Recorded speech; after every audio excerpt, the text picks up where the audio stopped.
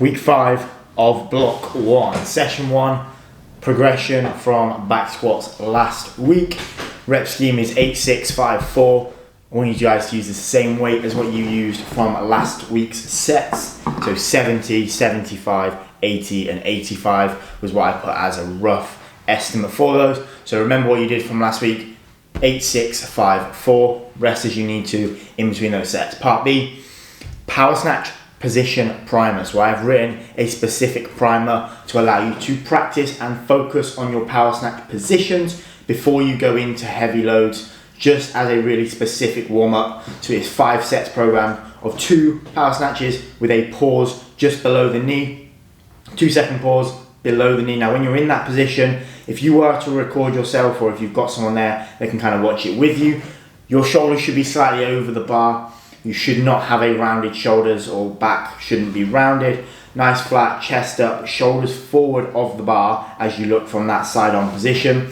So 2-second pause, do your 1 snatch, take it back all the way down to the floor, pull off the floor, just pause below the knee, go for that next rep. Straight into 2 high hang power snatches, should be used to those, keeping that bar in your hip pocket, nice pop, get back under that bar. So 5 sets, 2 pause at the knee, 2 high hangs.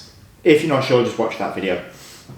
Part C then, so you've done your primer for your power snatches, you're now going into your power snatch specific work. It is 2 reps on the minute for 8 minutes, and I want you guys to try and go a little bit heavier than what you did for last week's power snatch piece.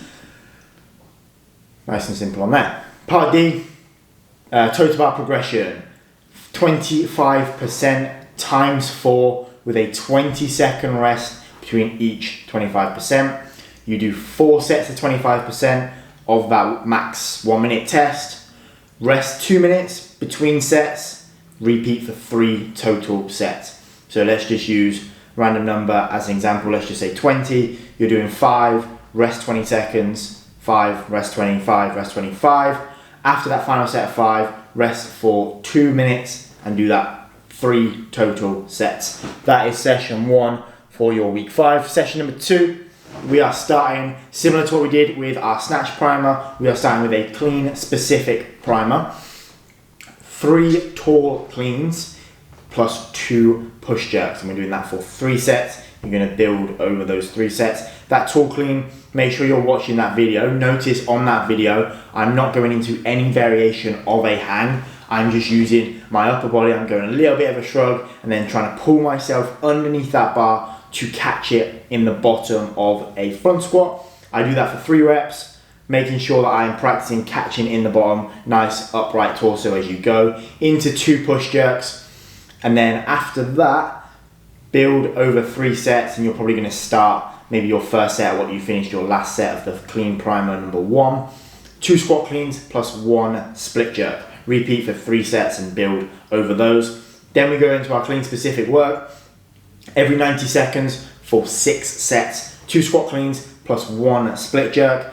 The idea is to build with feel, so I want you guys to start at about 80%, and then as you feel good, as you feel confident, you maybe build on that. You don't have to build every set though. Want you guys to focus on positioning, so don't overload it and go way too heavy if your confidence and positioning isn't there. Make sure we're catching it deep in our squat clean. Our split jerk positioning is all good. Footwork, hips forward, toes forward, and then solid overhead position. Part C is your pull-up progression. Every 2 minutes, written as 50 to 70% of your max set, and you're doing that for 4 total sets. Now, a bit like when we did 2 weeks ago, where you had what was it? It was the EMOM where you picked, I think it was 30 to 50%. I said on that video, like, some of you may be slightly out of that. If you are really good at pull-ups and you hit like 50 or 30 reps in your max set, you will likely be a little bit lower than that 50%. And maybe if you didn't hit quite as high a number, you may even be a little bit higher than that 70%. But every 2 minutes, they should stay unbroken. It's a chance to practice some positioning and build a bit of volume in on there. So every 2 minutes, 4 sets, 50 to 70%. D, paused for some strict handstand push-ups. Every 90 seconds times 5 sets, pick a sustainable number. Now, if you are able to do 6+ reps of an RX full to the floor strict handstand push-up, then your emphasis and your movement for today is going to be a paused rep. So I'm coming down into my tripod position, pausing there for a second. I'm not relaxing fully on my hands, but I'm certainly putting more pressure through my head than on my hands. Then I'm re-engaging and pressing up overhead. I would suggest you had a little practice with that before you actually start. Pick a number you can keep unbroken. Really important on those pauses that your core stays tight so that you're not letting your back arch at all.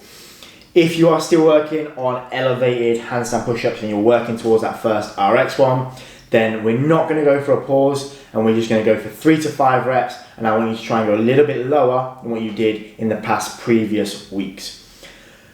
No matter which you choose, just make sure they stay unbroken throughout all of those 5 sets. Session number 3.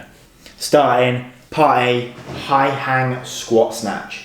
Okay, so we are now looking at catching the bar in the bottom of our overhead squat. Now for some of you, you may have never done any variation of a squat snatch before. This is a good chance to practice. I've put 8 working sets in. So I would say is do a good warm up, follow the warm up on there. Make sure you feel warm. Maybe even have a little play around with that specific movement. Then maybe start your 8 sets. 2 reps at a time, taking that bar overhead into the bottom of your squat, catching it, trying to catch it as deep as possible. If you do not have the confidence of catching it in the bottom of your squat, whether it's confidence, stability, whatever it might be, catch it as deep as you can and then try and ride your squat.